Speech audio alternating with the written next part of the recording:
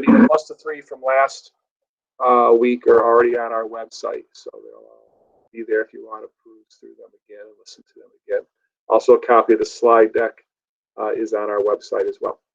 So again, thanks for being here tonight and listening in. Again, a lot of this, if you've been on a session already, you'll have already heard it, but we want to make sure we're clear on some of the major points here of our reopening plan.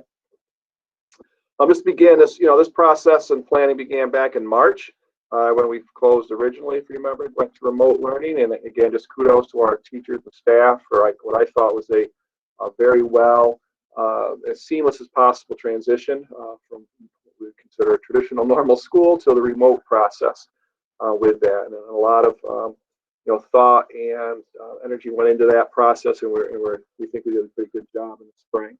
Right? And if we are remote at any point in the coming year, we know we're going to do better. So, so with all that planning, we received a ton of input from open to everybody in May and June. We had over 100 folks participate in providing ideas and suggestions, and a dozen or so conversations we had in May and June, and then also follow up in July as well. Right? And from all that information, the administrative team sat down and we developed our plan that included 3 potential models: full remote, a full in-person, and then a hybrid type of model that kind of morphed into what we are having, which is our dynamic plan, our dynamic learning plan. And so this then it became what parents are choosing now. Do they want your child here to be here every day in person, or you want full remote learning to go on as well? And our overall goal with our dynamic learning plan is that no matter where the child is, whether they're in school or at home, they're going to receive a high quality education from our outstanding CA educators. And whether they're at home or in person, they're going to be safe during that process. So, and that's, we'll get to a little bit later. When we talk about equity, we want to make sure, again, whether students are at home or in person, they're receiving the same type of education. And again, they're safe in the process. So as we began the planning, we knew our first priority was and is and will be health and safety. Right? And there's a lot of components to this. And these are just a few of the things that have come out of that, requirements. Again, everybody will be required to have face coverings or mask, cloth mask, cover their nose and mouth. And we'll get into more details on the mask in a couple slides. But I just wanted to, it's obviously there. We're going to do everything we can to keep everybody 6 feet apart as much as possible, though we know certainly in the hallways and other plays that's going to be a little more difficult, but we will, again, be mandating that masks be worn in all areas in the school, et cetera. We are going to have all parents and employees participate in daily health screenings prior to arriving at school. This will be an electronic survey that you will receive an email text message probably at 6 in the morning for employees, and you can answer it then, and if not, you'll get a reminder at 7 a.m. To complete it as well. We'll receive a dashboard of those who didn't, both kids and adults, and we will be meeting you at the door to complete that health screening and do temperature checks. We do have enough thermometers where we can temp check everybody during the day, which we plan to do. We're just going to break that up a little bit, and divide it up. So whether you pass the screening or not, you'll probably also have another temp check during the day by somebody just to kind of keep tabs on everyone, make sure everyone is healthy who is here in our buildings. There'll be plenty of training for all of our staff prior to school opening, and that'll be ongoing throughout the year. And the same with our students. We will be training our kids on proper hand hygiene, keeping their hands clean, wearing the mask, how to take their mask on and off, what's it mean to be 6 feet apart at all times, or unless you're in phys ed or band where you'll be 12 feet apart at all times, and what that looks like and what exactly our expectations are. And so that's where we'll be spending a lot of time in the early weeks of the school year, really working on that, amongst other things as well.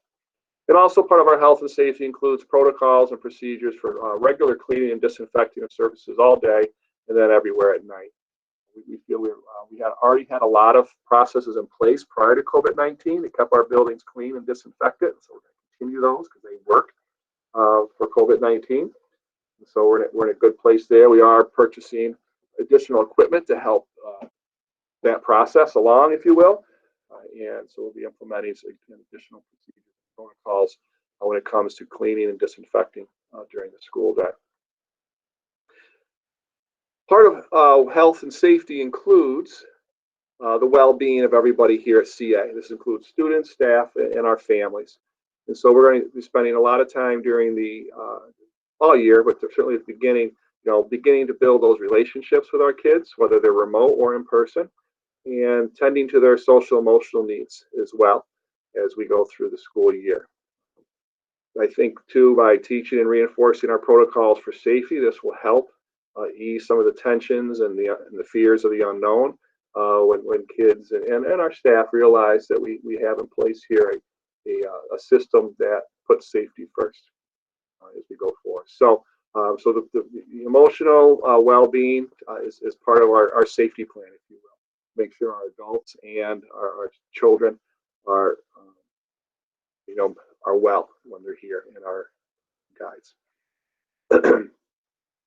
Under the guidance for masks, and I just want to again share the guidance that's on the Department of Health and State Education guidelines here. And I know this is an emotional topic for many folks, and people want clarity when it comes to mask wearing with that. And so we're continuing to work on becoming as clear and concise as we can on what our expectations are and what our message is in that regard.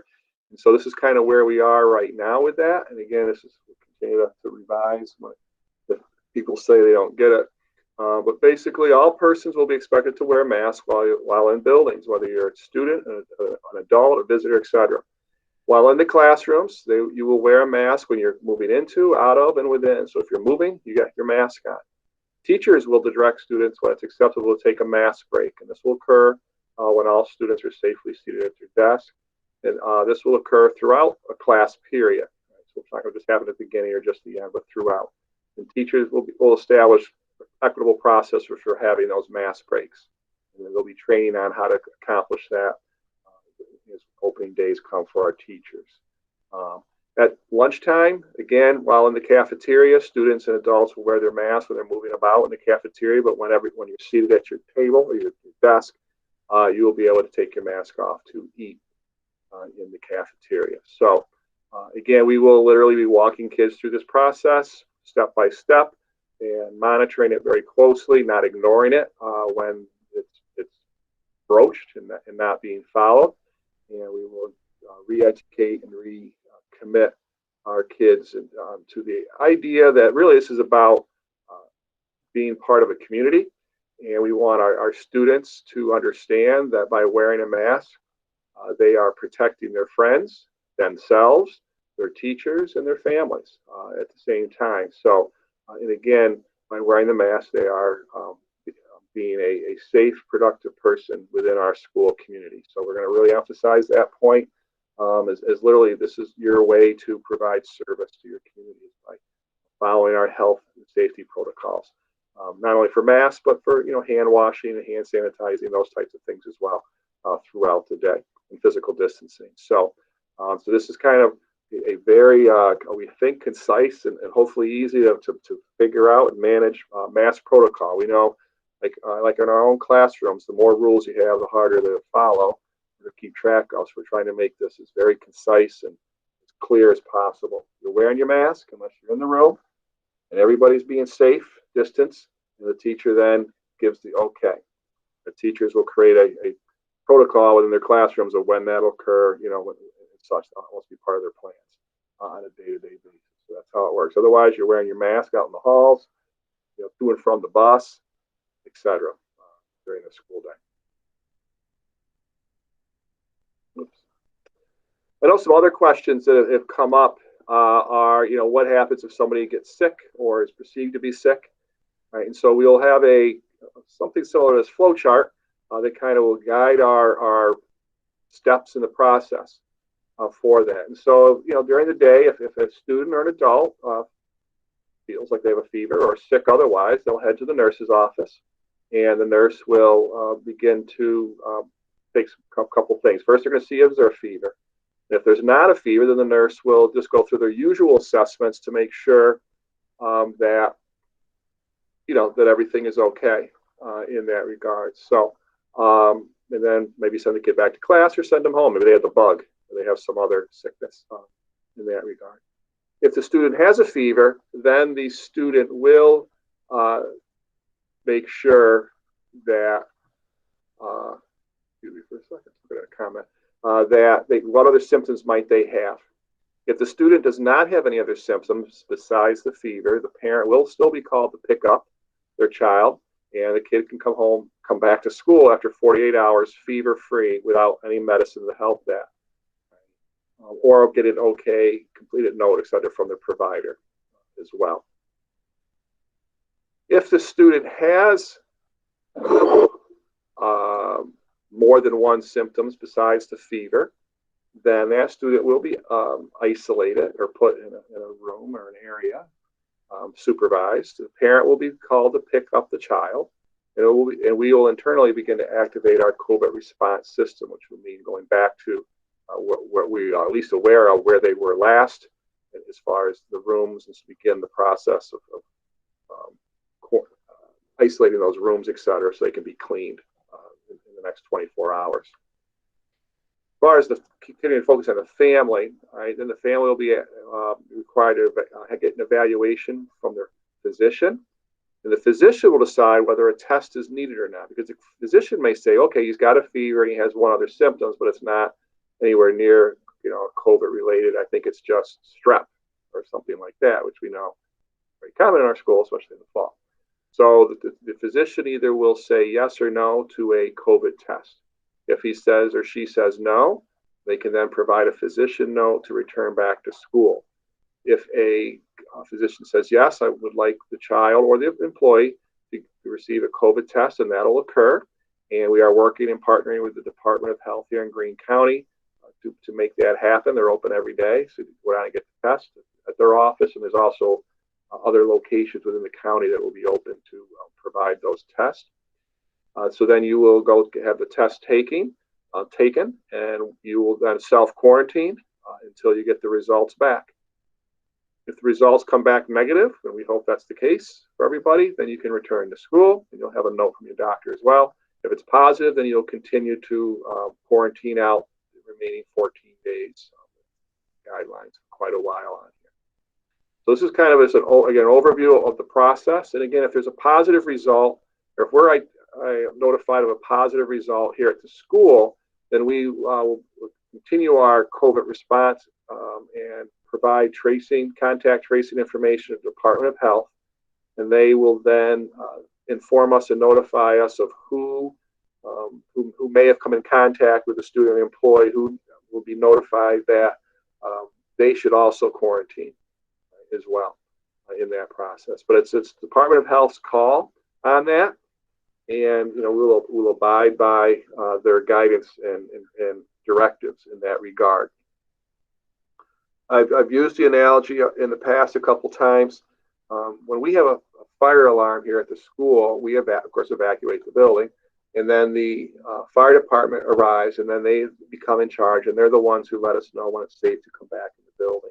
And the same thing here with a positive COVID test. It'll be the Department of Health to let us know, first of all, who has to leave the building, go in quarantine, but also who can remain, and then when's it safe, et cetera, throughout the process. So they kind of take over in that regard for that. So that is in a kind of, again, a broad overview of what happens if someone has a fever or other symptoms of COVID-19. And again, our nurses are great here at CA, and we know they'll work it out. And we have a COVID-19 liaison, Mr. Nacarado, to do that. So, and then we'll go from there. Part of our whole process too is the idea of equity, and that was one of our second priorities. So we have health and safety as our top priority, then equity, and also flexibility. And one of the goals of our dynamic learning plan is to try to provide an equitable access to high quality education and learning here at CA. And so we, from the get-go, kind of lean towards giving parents choice as well, because we think that's the right thing to do for kids. So that's why parents are deciding right now whether you want to have your kids come here in person or stay at home. So in order for us to provide that choice, we also know we have to back it up with the access that students need to be successful, whether remote or in person for that. So that's kind of our philosophy when it comes to our dynamic learning plan. We also know, school is going to take place, and we're going to continue to move forward with our Redefining Readiness initiative. It's been ongoing for a few years now, and we're just going to kind of expand at K-12, which had been the plan pre-COVID, and now we continue to move forward with that because we believe when we're assessing students on success, we know that they're all more important than a test score. And so we believe the indicators that we're going to have will do that, and will provide parents and students an opportunity to know where they stand and whether they are ready or not for the next level, whether I'm an elementary student getting ready for middle or a middle school student getting ready for high school student getting ready for life, career, or college in that regard. So parents, we're going to have more information coming out probably before school starts, and then throughout the fall to introduce you to this and to your students to their dashboards that they'll have, their scorecards, we call them. They can take ownership of where they are in their travels, if you will, towards being college, career, and life ready in that. But we again believe that's part of the whole concept of equity because it means all kids have an opportunity to showcase in their own way how they're going to be successful in the future. It meets high standards, and it meets criteria that the research has shown is a true indicator of future success. Our third priority with our planning and models was flexibility.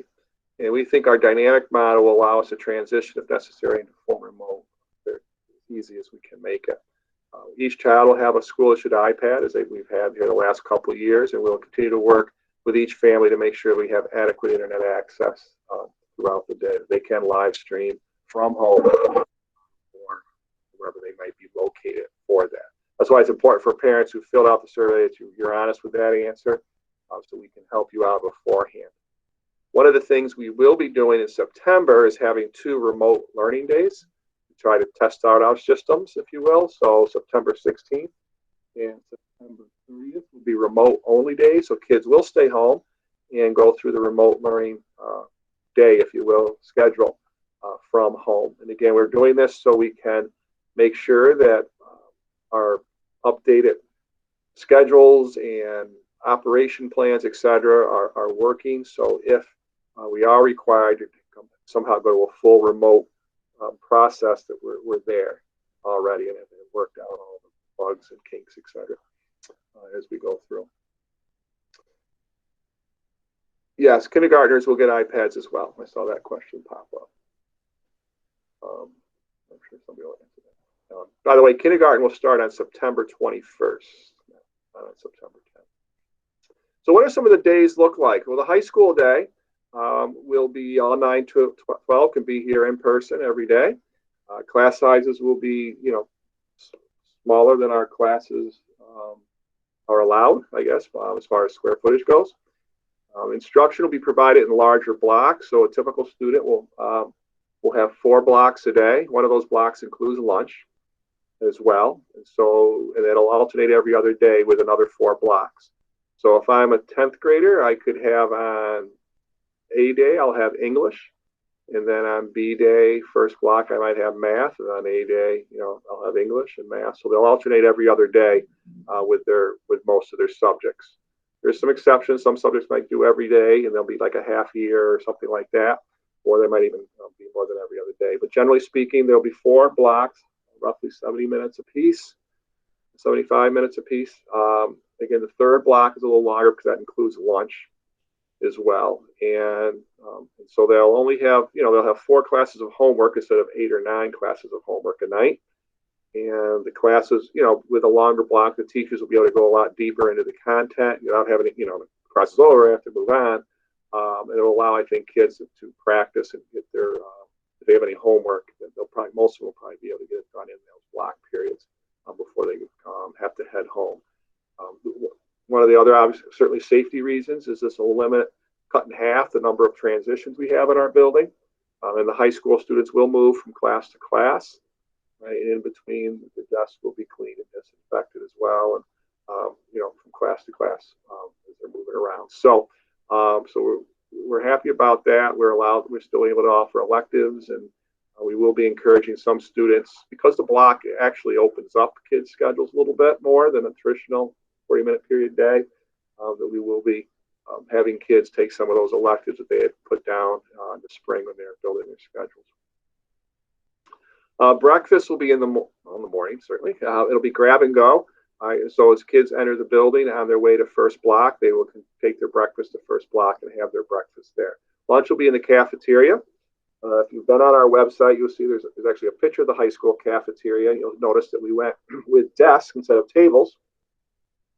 So the kids will sit at a desk, and that'll be all organized, etc., during their lunch period, and they'll eat at their desk at a desk in the cafeteria instead of having tables. We'll use in all 4 buildings. We'll have multiple entrances depending on whether you're coming in on the bus or coming in being dropped off or driving yourself at your high school. Students whose parents have selected the remote option, the students will be expected to be in their classes literally and virtually at the same time. So if I'm at home learning remotely and second block starts at 9:30, or 9:40, whatever it is, then I'm expected to be at second block at 9:40, participating in the class at the high school level. BOCES will run every day, CTEs, similar to what it has done in the past. The middle school day is somewhat similar to the high school, though there are some differences. The middle school will also be in a block schedule, so they'll have about 4 blocks a day, including their lunch as well. Students will pretty much stay in the same cohorts for all their classes except some of the electives.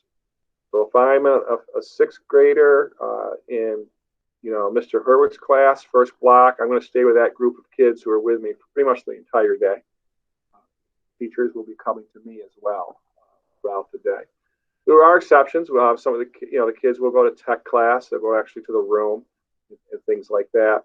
Our 8th graders, because we have some of the high school classes that our 8th graders take, they will go to those 8th grade, those classes. ASL, Spanish, another example. You'll go out to those classrooms. But the transitions would be pretty much, I'd say like 85% eliminated in the middle school. Right? So the kids will be pretty much self-contained throughout the day in their classrooms. Teachers coming to them as well. There will still be outside recess, and we'll spread them out on the fields so they can get a little rest and relaxation, if you will. Breakfast will be served in first block. We're going to try this option in the middle school. Some kids will go directly to first block. Don't stop. Directly go to first block, and they will have breakfast delivered on a cart. So anybody who wants breakfast will be able to receive it. So by our means, partake in breakfast. And lunch will be in the cafeteria as well. And the other ones are pretty much the same as the high school, the middle school. I know some of you have asked about accelerated classes and such. Because of the way we're doing this, we're doing our best to try to maintain some of those accelerated classes in 6th and 7th grade. I can't make any promises at this point on that, just because of we can't have 25 kids in a classroom at one time, which some of our accelerated classes have been in the past. So we're trying to be creative in the scheduling so those kids can still be part of that. So that won't interfere with their ability to take algebra, let's say in 8th grade, or the advanced science in 8th grade as well. Those kids will still have that opportunity to do so. The elementary day, again, K through 4, we'll have daily learning as well. Class sizes, again, will be well within the classroom limits.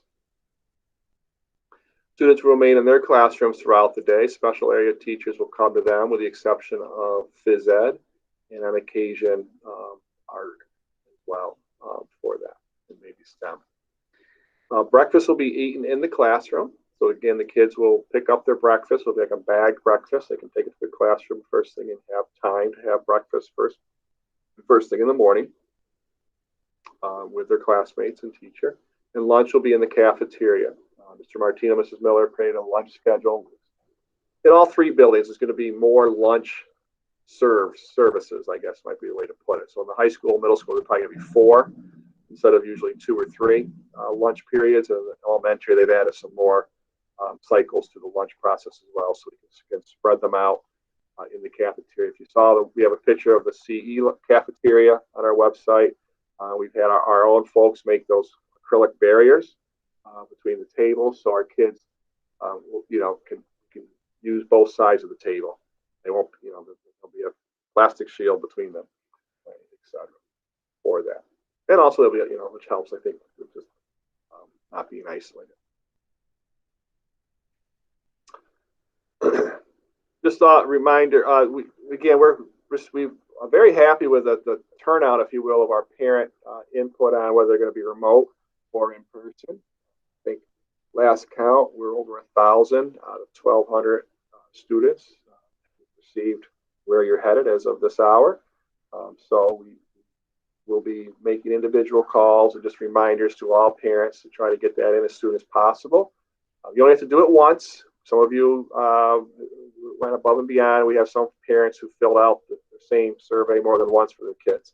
We only need one per kid as we go through the process. But we do anticipate looking at some different remote options for our elementary grades. There seems to be enough students in most of the grades to offer some district-wide remote options. All right, and that kind of leads us to that. So if you're in the middle school, high school, you'll be following your same daily schedules in person. I mentioned that earlier. Attendance will be taken of all kids, in person and remote, all grades, K-12, daily attendance will be taken. All right, we'll have same or similar work expectations, whether you're remote or in person, with the understanding that some accommodations will have to be made based on that. Science, high school science is a particular case. There's some certain labs you just cannot do at home, right, that you can do in school. So there'll be modifications to those expectations and that schoolwork as a result of that. We will continue to provide special ed interventions to all of our students, whether they're in person, certainly, and remote as well, and that'll be scheduled and worked on. Some elementary grades, like I said, will possibly have separate district-wide remote classes. We still are going to look at that a lot deeper here in the next couple of days. It's our goal to have our basically our class rosters for the most part laid out by the end of this week, right? And then we can start communicating that information out to parents early next week as well. Right? But there may be where if we have an X number of students in a particular grade district-wide, they may altogether have a teacher, let's say a second grade teacher together, so that we don't have 5 second grade classes district-wide all having remote kids. We'll just have one whole class being remote, and the other 4 would be just in person in there. But we got to talk that through a little bit more and see how that would work and how that would look, especially if kids were to transition back into the schools like in December. How would we do that? There's kind of a key there, because again, you can choose to switch in at Thanksgiving time for that. Regards to teachers who are providing any type of remote instruction, K-12 will be doing it from the school. When they provide the remote instruction, whether we're fully remote or in our dynamic model, where we could have in-person and remote instruction going on at the same time within a classroom.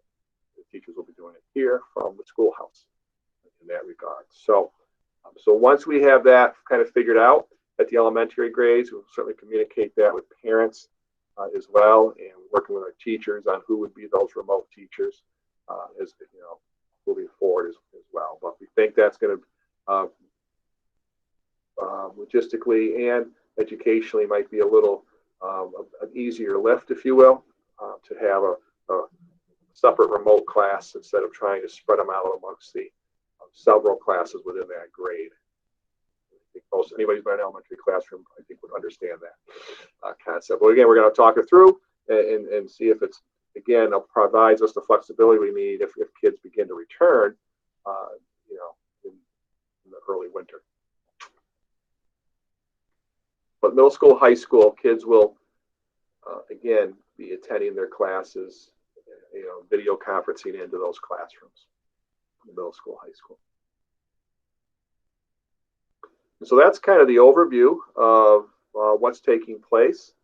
Again, as things begin to become more clear with the parent input that we've received so far, we will now be able to, because again, we've been kind of working out all the frameworks ahead of time. We should be able to quickly turn around to families and parents, what the schedule is going to look like for you, whether you're remote or in person.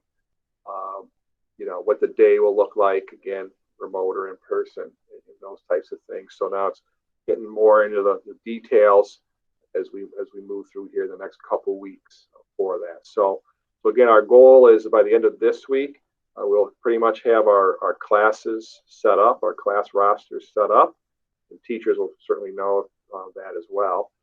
And we'll be reaching out to teachers if we need remote options. Some of our teachers will pick up the remote piece, especially at the elementary level for that. In the meantime, we continue to test out, if you will, some different hardware for being able to provide remote learning, as we go forward. And so that'll include a lot of training up front for our teachers and ongoing support and coaching from our tech services department, which I think certainly shined in the spring. And I have full confidence that our tech services will again shine this fall to help support our families and teachers, throughout the school year in that regard. So,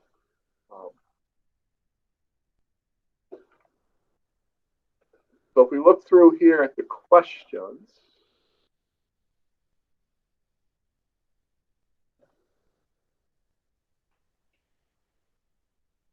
I think most of them were answered.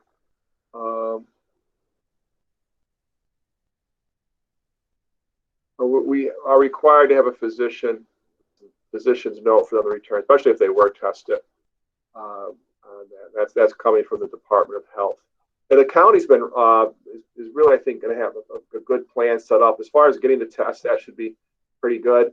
There is actually a local company that is looking at implementing the rapid response testing, which again, once they get up online and working, so to speak, that piece of it, and if it's insurable, et cetera, then that's the way the county will be partnering with them. But the county has several places to go with the test, so to avoid backlogging, which again, we anticipate some of that to occur with the opening of school and the over, in a good way, there's the overabundance of care that I'm guessing a lot of testing will be taking place the first couple months of school. I know, Christina, your questions I think were answered about kindergarten students. They will receive devices, and there's going to be parent training as well for all parents, but certainly the ones who will have their children remote on just how to, help their kids, manage the devices and the apps, et cetera, that are taking place. There will be some parent schools, if you will, coming up here to help parents as well.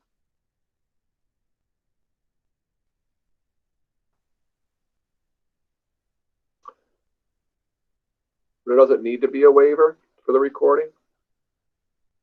There's no legal requirement for that. And the recording of the lessons will be within our own domain, so the teachers will have them. We're not putting them out on YouTube for public viewing. So any of the recordings the teachers will use just within their classrooms for that. So the same kids who were there live, so to speak, would be the only ones that have access to them afterwards.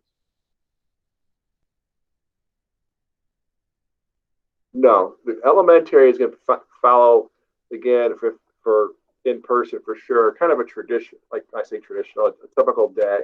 They'll have a reading block, they'll have a math block, recess, those types of things. So it's not a structured like a 70 like the high school. So kindergarten day will be a little bit, and elementary in general will be what we've done in the past for the most part. There's going to obviously be some changes just because of COVID and stuff like that, a little bit more lengthier transitions here and there.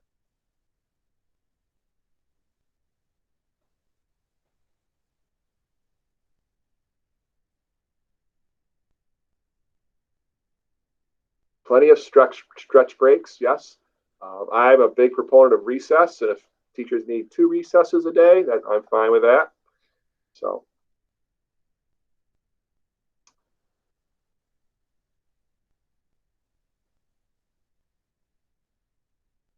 I think that's all the questions I see at the moment.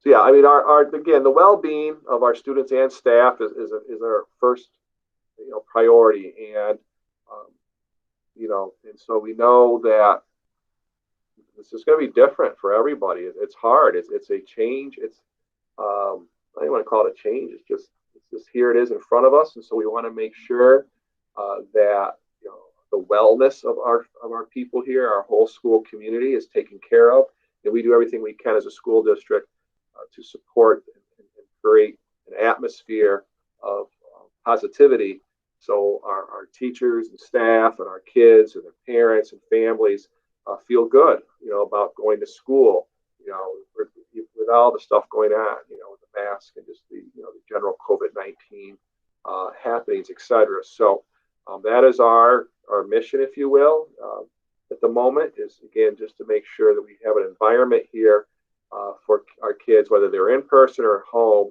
where they're going to be learning, and they're going to be at high levels, and they're going to be safe, whether they're here or at home.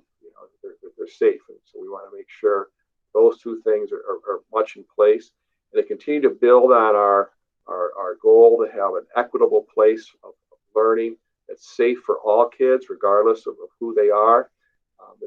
If they feel they can take risk in learning, and same with our adults, etc. So equity is going to be a big part of our conversation throughout the school year and beyond. This is not just a COVID-19 issue, but it's a societal issue.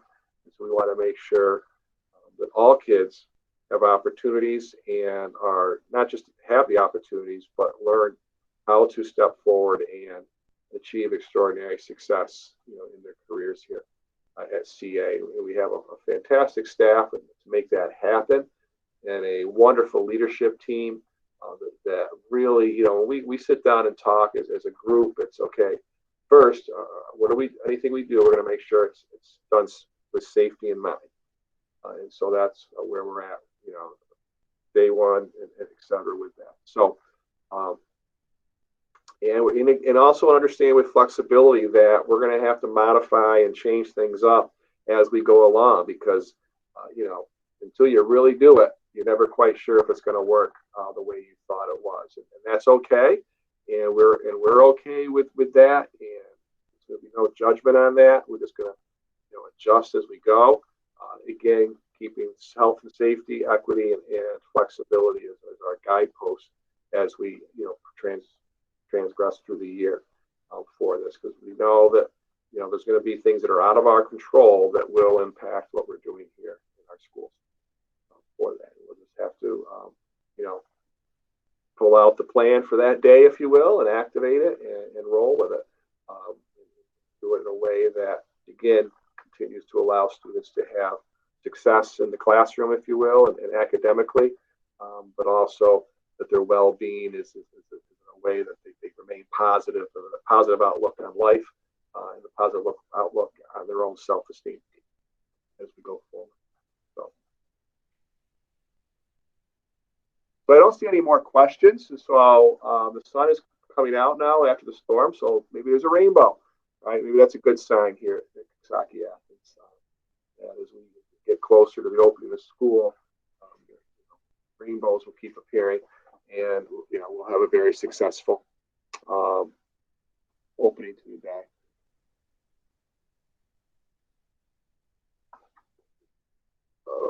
Most of our, again, and it varies from teacher to teacher, but a lot of our work is digital, right? So there's not there won't be packets of materials and things like that, right? Though we accommodate where necessary for students in that regard. So again, depending on the grade level, a lot of our work will be done digitally. But again, that'll depend on the class and the day in that regard. We tend to use Google Classroom as well, up to the primary, where I believe they're going to use Seesaw. So I just want to, again, thank everyone for being here tonight. And we do have one more session tomorrow at 10 o'clock in the morning. those folks might be a second shift or third shift folks. And then again, if you have not filled out the questionnaire on whether your child will be remote or in person, we ask you to do that as soon as you can. We know it's not an easy decision. We empathize with you completely. Having the same conversations not only with my high school students, but also my two college students, because they're in a whole different world when it comes to college campuses and such. But you know, and we know you'll make the right decision. We're going to respect those decisions. And again, whether you're remote or in person, we're going to do everything we can to make sure your child gets a great education, as well as they will be safe when that happens. So again, thanks for being here tonight. Have a wonderful evening. And we will, again, if you have questions, please call or email your child's principal or me or one of the other administrators, and we will get you the information back as soon as we can on that. And there's been some great questions that we have not thought of, or at least not thought of to answer, and so we'll be updating our Q&A here after these sessions as well. But it's helping us get through the process. So again, thank you very much. Have a good night.